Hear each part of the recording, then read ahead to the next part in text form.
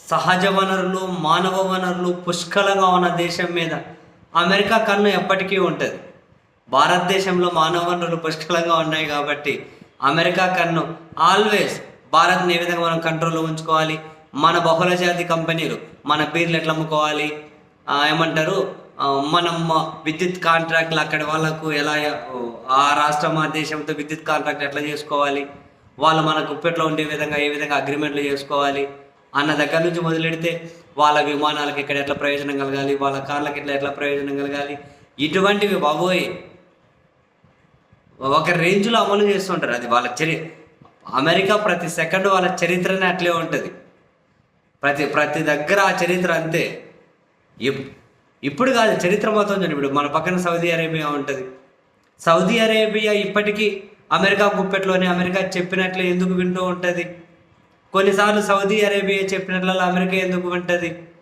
ఎందుకంటే ఇక్కడ సౌదీ అరేబియాని ఉపయోగించుకొని ఈ చుట్టుపక్కల మొత్తం అరబ్ కంట్రీస్‌లో ఆ సహజ వనరుల దోపిడీ కోసం, ఆ సహజ వనరులను దోచుకోవడం కోసం అమెరికా బ్రహ్మాండంగా ఆధిపత్యం చెలాయిస్తోంది. సౌదీ అరేబియాని అడ్డపెట్టుకొని, ఆ సౌదీ అరేబియాని వాళ్ళ కార్యక్షేత్రంగా చేసుకొని, ఆ చుట్టుపక్కల అరబ్ దేశాల్లో ఏ విధంగా మంటలు పెడుతుంది, ఏ విధంగా కొట్లాటలు పెడుతుంది అందరికీ తెలుసు కదా. ఆ సౌదీ అరేబియా అమెరికా ఏమంటారు గుప్పెట్లోకి రావడానికి కూడా దానికి వాళ్ళ ప్లాన్లు భారీగా ఉండి, బేసిక్గా సౌదీ అరేబియా వాళ్ళకు ఏమంటారు ఆత్మగౌరవం ఎక్కువ. రోడ్ల మీద ఉండే చెత్తగా తీసేసే వాళ్ళే కాదట, అవి గొర్రెలు తినేటివట. 1970s 72-73లో అప్పుడు ప్రపంచ చమురు రాజ్యానికి ఏమంటారు రాజధానిగా, అంటే ప్రపంచ చమురు రాజ్యాలలో సౌదీ అరేబియానే కదా దాదాపు టాపు. సో ఆ సౌదీ అరేబియాను మనం గుప్పెట్లో పెట్టుకోవాలంటే ఏం చేయాలి? అమెరికా వెళ్ళింది సౌదీ అరేబియా తోటి చర్చలు, సంప్రదింపులు. మిమ్మల్ని బ్రహ్మాండంగా డెవలప్ చేస్తాము, పెద్ద మంచి మంచి మిషన్లు తెస్తాం, నీట్గా ఉంచుతాం, మంచి పార్కులు కడతాం, మీ ఇమేజ్ పెంచుతాం, ఇవన్నీ చేసుకుంటూ వెళ్తాం అని చెప్పి వాళ్ళను మొత్తం మీద ఒప్పుకొని, వాళ్ళను అంటే కొన్ని అనకూడదు కానీ కొందరు ఒప్పుకొని వాళ్ళను అన్ని రకాలుగా మచ్చిక చేసుకొని మొత్తం మీద సౌదీ అరేబియాతో ఒక కాంట్రాక్ట్ కుదుర్చుకున్నారు. United States Saudi Arabia joint economic project, అది జకార్ అని పిలుస్తారు. జకార్ అంటే దాని ప్రకారం ఏం చేయాలి? సౌదీ అరేబియా వాళ్ళ పెట్రోల్ బాండ్లను అమెరికా సెక్యూరిటీస్లో పెడతారు. దాని మీద పోగైన వడ్డీ ఏదైతే ఉంటుందో ఆ వడ్డీతో సౌదీ అరేబియాకు రాజకీయంగా, సైనికంగా, మిగిలిన సాంకేతికంగా అమెరికా డెవలప్ చేసుకుంటూ పోతుంది. అట్లా సౌదీ అరేబియా తన గుప్పెట్లోకి తెచ్చుకున్నారు. తెచ్చుకునే కూడా మళ్ళీ ఒక కారణం ఉందండోయ్. అంతకుముందు ఇజ్రాయెల్ మీద 2 అరబ్ కంట్రీస్ వెళ్ళి దాడి చేసి యుద్ధం చేస్తే ఇజ్రాయెల్కి అమెరికా వత్తాసు పలుకుతూ ఉంది. అమెరికాకు మనం తగిన గుణపాఠం చెప్పాలని అరబ్ దేశాలన్నీ ఏం చేశాయి? సమావేశమై, చమురు దేశాలన్నీ కూడా సమావేశమై మనం మన దేశంలో ఉన్న కంపెనీలను జాతీయం చేద్దాం, అమెరికాకు చమురు నిషేధిద్దాం, ఏమంటారు రేట్లు భారీగా పెంచుదాం, రకరకాల డిమాండ్లు ఉంచితే ఒకేసారి అంత కఠిన డిమాండ్లు ఎందుకు లేండి?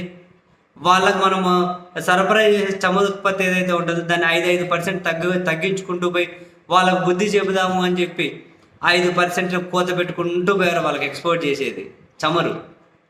కానీ అప్పుడు అమెరికా అధ్యక్షుడుగా నిక్సన్ ఏం చేశారు?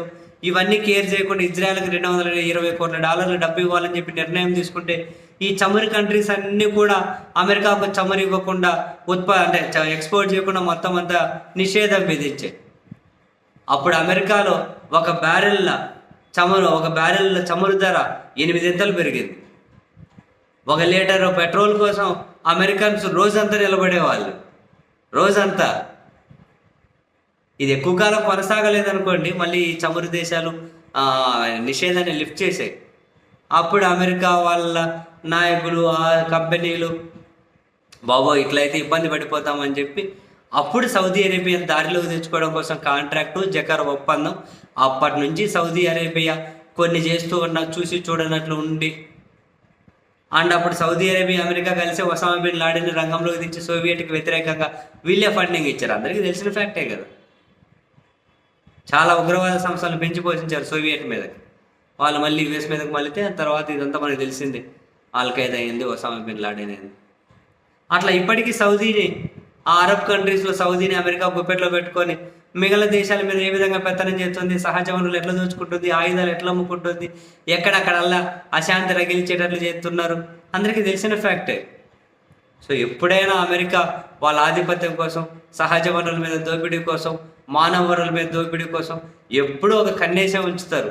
భారత్ లాంటి అతి పెద్ద దేశాలలో అది అంత ఆషామాషిగా జరిగే పని కాదు కాబట్టి చిన్న చిన్నగా మరోవైపు నుంచి నరుక్కుంటూ వచ్చే ప్రయత్నం చేసుకుంటూ వస్తారు. కొన్నిసార్లు విజయం సాధించారు. నేను చెప్పాను ఇంతకు ముందే, కింగ్ ఫిషర్ లాంటి దాన్ని అంతం చేయడం, ఎయిర్లైన్స్ అయినా బీర్లు అయినా ఆ ప్లేస్లో వాళ్ళవే రాజ్యం వెళ్తూ ఉన్నాయి. ఇట్లా మాట్లాడుకుంటూ పోతే చాలానే ఉన్నాయి. జాగ్రత్తగా గమనించాలి దేశ పౌరులు కూడా.